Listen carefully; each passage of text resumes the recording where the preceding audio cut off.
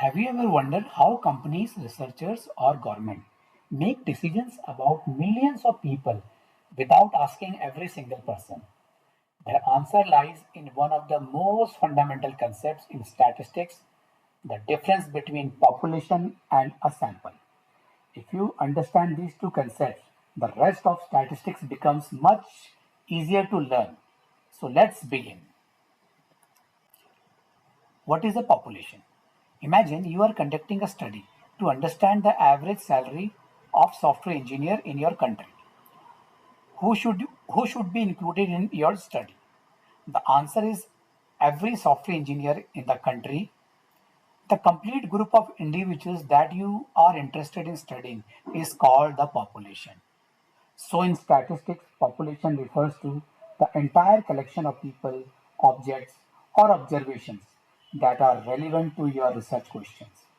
Whenever we calculate values using the entire population, those values are called parameters. For example, if somehow knew the exact average salary of every software engineer in the country, that average would be population's parameter. Now the question arises, what is a sample? Now let's think practically. Is it realistic to contact every software engineer in the country? Probably not. It would take a tremendous amount of time, money, and effort.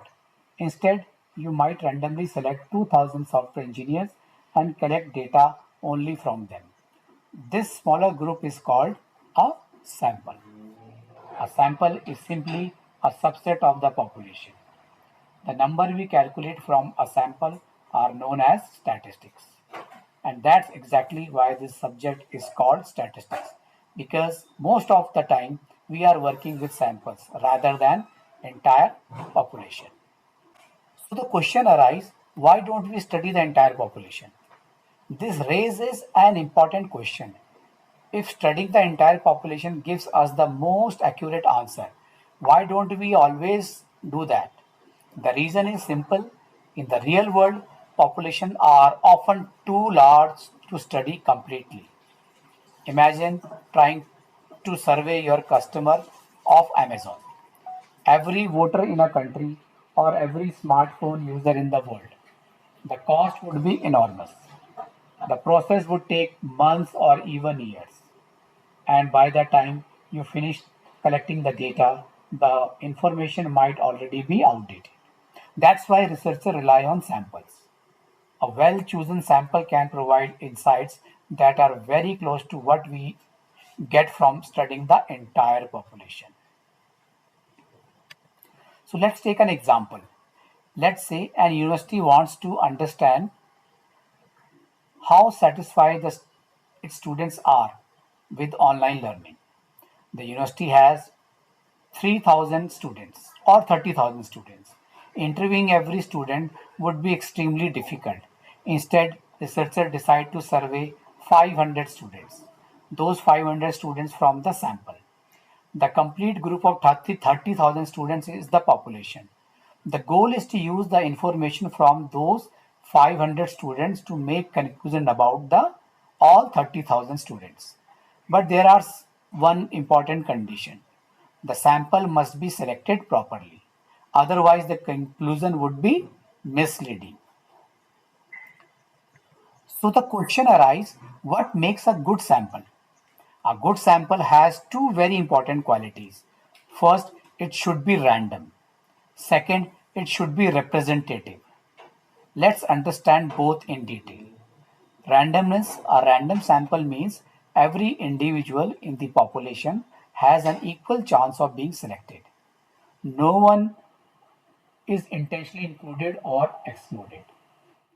Imagine writing everyone's name on identical slips of paper, placing them in a box, and drawing name without looking. That's a sample example of random selection. Random sampling helps reduce bias and increase the reliability of the results. Now, what is representativeness?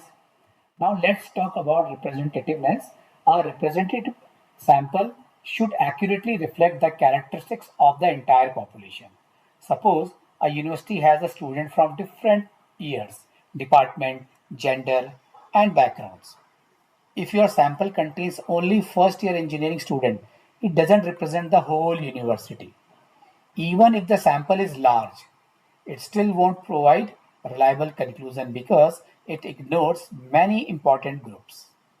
A representative sample should include a balanced mix that closely resembles the population.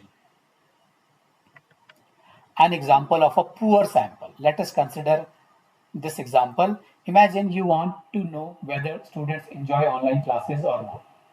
You visit the university library during exam week and survey only the students studying there. Do you think your sample represents every student? Not really. Students who spend time in the library may have different habits and opinions as compared to those who study at home or attend practical labs. Your sample is biased because it represents only one specific group. As a result, the conclusion may not accurately describe the entire student population. So, how do researchers collect the sample? What approach they use? So, in professional research, organizations often use official databases or complete list of individuals. From those lists, participants are selected randomly. This process increases the chances of obtaining a sample that is both random and representative. Although collecting perfect sample isn't always possible, researchers aim to minimize bias as much as they can. The better the sample, the more trustworthy the conclusion. Why this matters?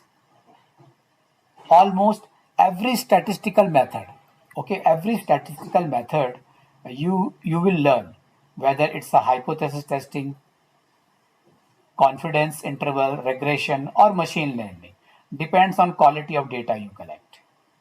If your goal if your goal or if your sample is poor, even the most advanced statistical technique cannot produce reliable results. So remember this simple idea.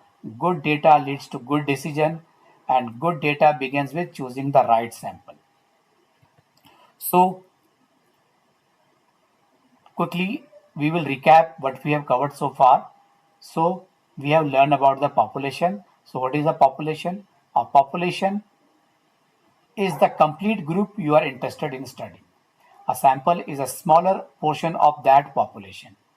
Values calculated from the population are called parameters, and values calculated from samples are called statistics.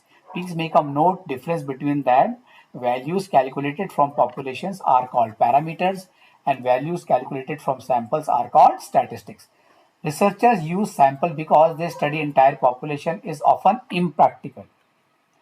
So a good example should be a random and representative. So these concepts from the foundation of statistics, and once you understand them, learning the rest of the subject becomes much more easier.